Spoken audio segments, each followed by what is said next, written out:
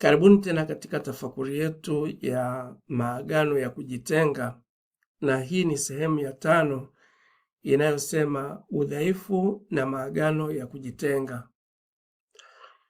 Kuna neno ambalo huwa tunalitumia sana kwa makosa katika njia ya kujitetea katika uovu, nalo ni udhaifu. Mara nyingi tunapotenda jambo ovu, tunakimbilia kusema ni kwa sababu ya udhaifu wangu, au tunasema mimi nami ni binadamu tu, kwa hiyo nimefanya hivi kwa udhaifu wangu kama binadamu wengine. Tena unakuta jambo lile ovu halifanywi na kila binadamu, isipokuwa linafanywa na binadamu wa ovu.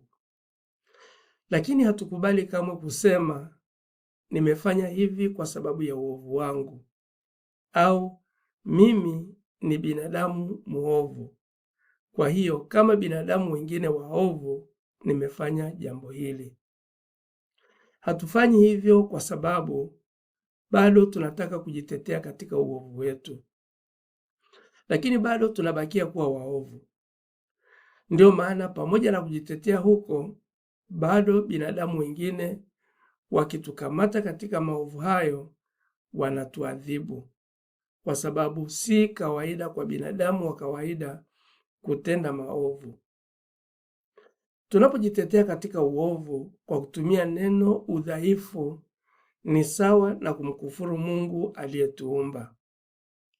Ni sawa na kumtupia Mungu lawama kwamba eti ni yeye aliyetuumba kama majizi, wazinzi, wakorofi, wachawi, wafitini, wasema uongo, wauaji na kadhalika.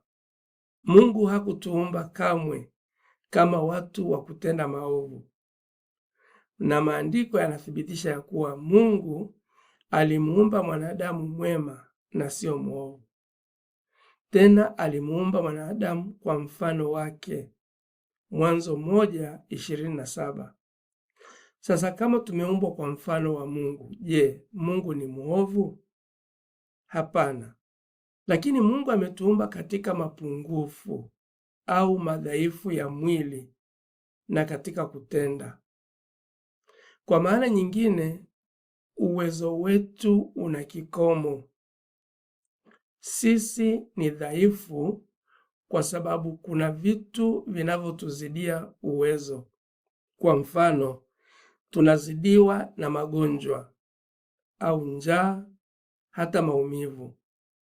Tuna kikomo katika kufikiri na kutenda mambo magumu na mazito.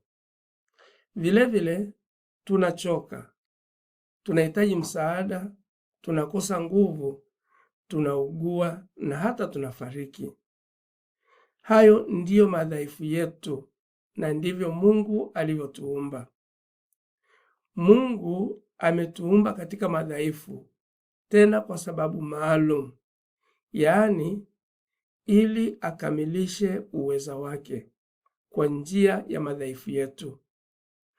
Mungu mwenyewe anasema, neema yangu ya kutosha, maana uweza wangu hukamilika katika udhaifu. Hii inapatikana katika Wakorinto wa pili sura ya 12 mstari wa 9. Haimaanishi kabisa kuwa Mungu hukamilisha uweza wake katika dhambi au katika uovu. Vilevile, Mungu ametuumba katika udhaifu ili tuweze kuona na kukiri ukuu wake na kumtumikia kwa uchaji. Mtume Petro na watoto wa Zebedayo waliposhindwa kukesha na kuomba pamoja na Yesu kwa sababu ya kuzidiwa na usingizi, Yesu aliwaambiaje? Alisema, roho i radhi, lakini mwili ni dhaifu. Mathayo 26 mstari wa 41.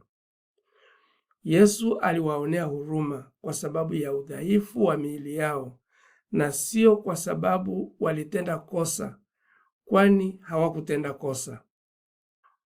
Mungu hatuadhibu kwa madhaifu yetu, lakini anatuadhibu kwa dhambi zetu. Hivyo haina maana tunapotenda dhambi tunalalamikia madhaifu yetu. Madhaifu yetu hayana uhusiano wowote na kutenda dhambi. Ni muhimu kutambua ya kuwa kuna utofauti sana kati ya madhaifu na dhambi.